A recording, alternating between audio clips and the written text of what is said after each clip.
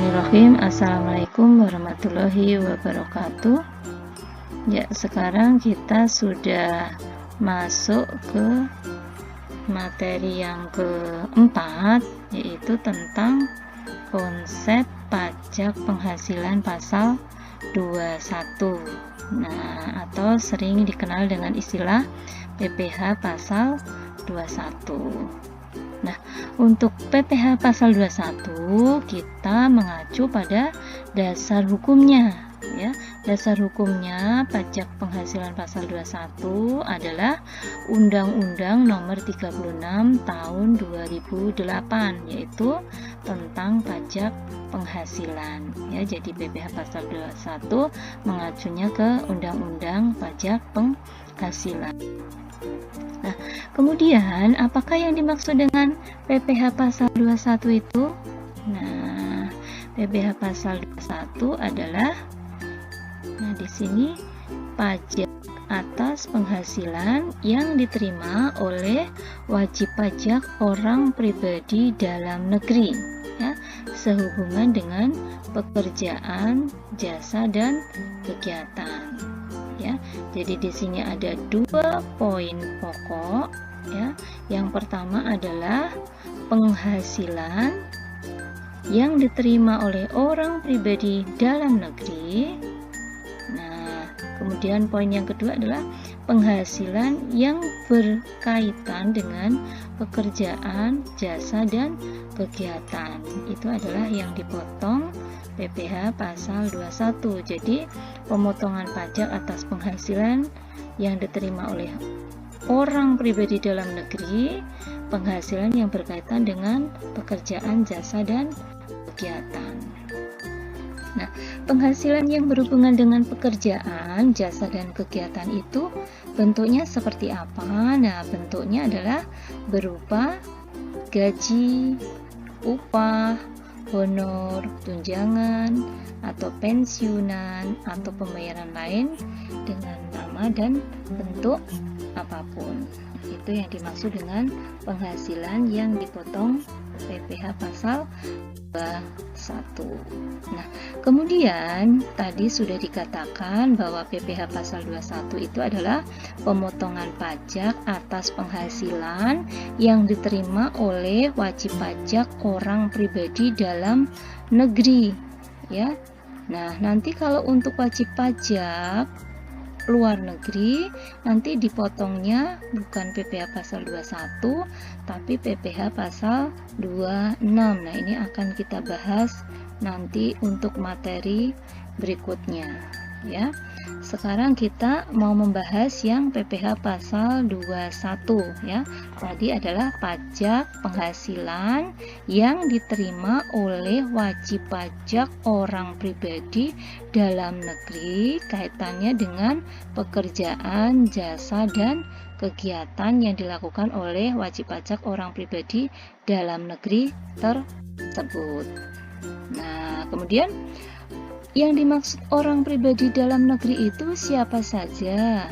Nah, di sini yang dimaksud orang pribadi dalam negeri yaitu yang pertama adalah warga negara Indonesia, ya, otomatis. Kemudian yang kedua bisa WNA, tapi dengan syarat WNA tersebut itu tinggal di Indonesia lebih dari 183 hari atau lebih dari 6 bulan berturut-turut. Itu yang dimaksud dengan wajib pajak dalam negeri, ya.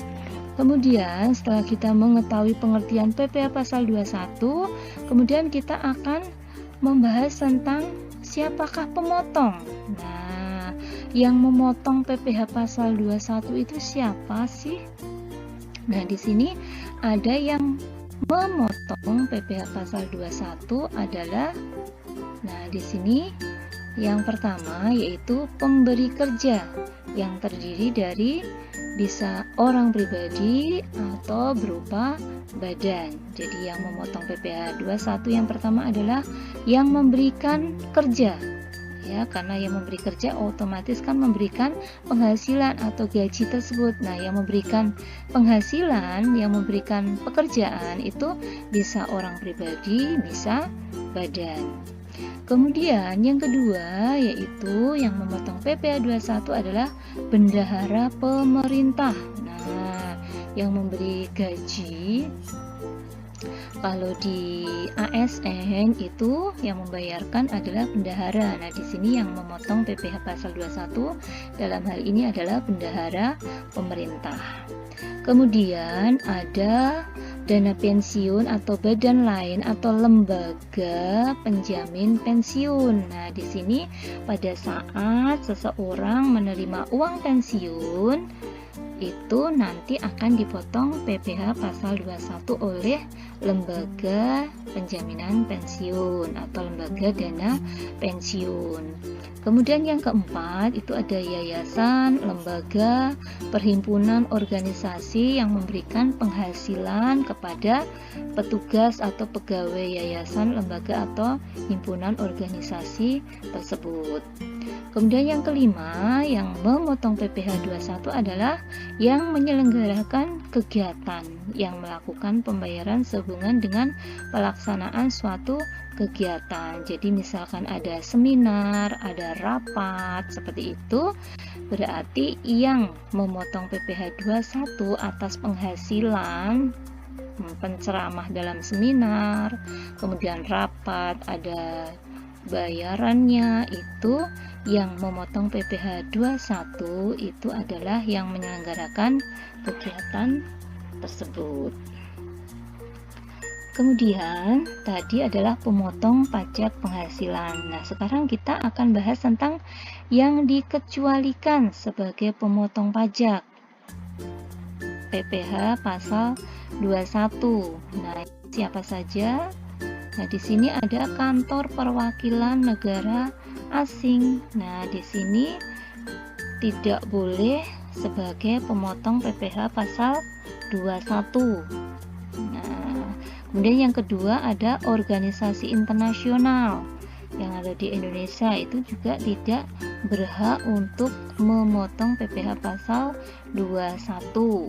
Nah, yang ketiga ada pemberi kerja orang pribadi yang tidak melakukan usaha kegiatan bebas atau pekerjaan bebas. Di sini ketiganya tidak boleh memotong atau sebagai pemotong PPh pasal 21.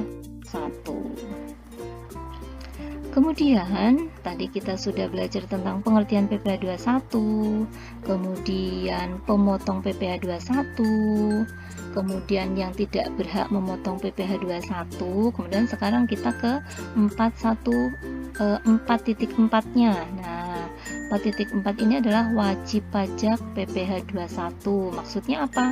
Siapakah yang menjadi wajib pajak PPh pasal 21 yang wajib membayar? Nah, PPh 21 itu siapa saja?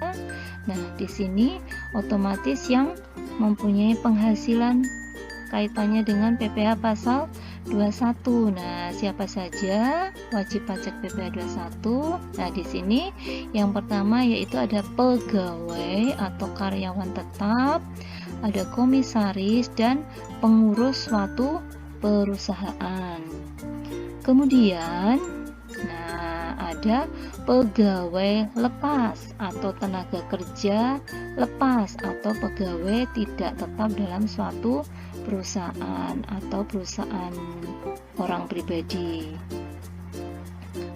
Kemudian penerima uang pesangon, pensiun, tunjangan atau jaminan hari tua atau THT atau JHT, termasuk ahli warisnya yang menerima uang pesangon, pensiun, tunjangan tersebut tadi. Kemudian yang keempat ada penerima honor, penerima komisi ataupun penerima imbalan lainnya, termasuk penerima uang saku, penerima beasiswa ataupun hadiah. Kemudian yang kelima itu ada penerima upah.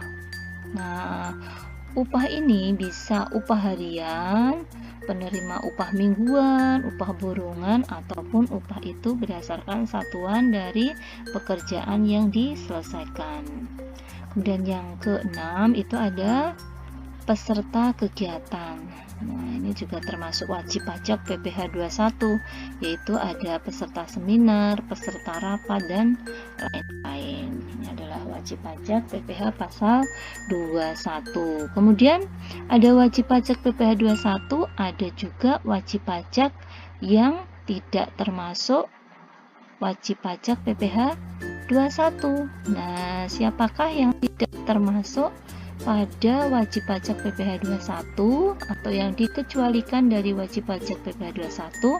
Itu ada, yang pertama ada pejabat negara asing seperti perwakilan diplomatik atau konsulat, berikut orang yang diperbantukan kepadanya dengan syarat bukan WNI. Nah, kemudian yang kedua, di Indonesia tidak memperoleh penghasilan di luar jabatannya. Nah, jadi ini benar-benar harus WNA. Kemudian WNA tersebut tidak memperoleh penghasilan di luar sebagai pejabat negara asing tadi. Kemudian berasal dari negara yang memberikan perlakuan timbal balik. Jadi ada kerjasama dengan Indonesia. Kemudian yang kedua itu ada pejabat perwakilan organisasi internasional. Nah, syaratnya seperti tadi, bukan WNI, kemudian harus WNA berarti ya.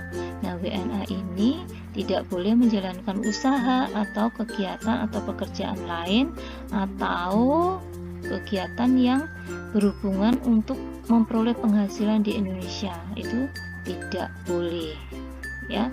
Kalau sudah menjalankan pekerjaan untuk memperoleh penghasilan selain jadi pejabat tadi, maka dia termasuk PPh pasal 21 ya. Jadi ini adalah pengecualian wajib pajak PPh 21 ini adalah murni sebagai pejabat negara asing atau murni sebagai pejabat perwakilan organisasi internasional.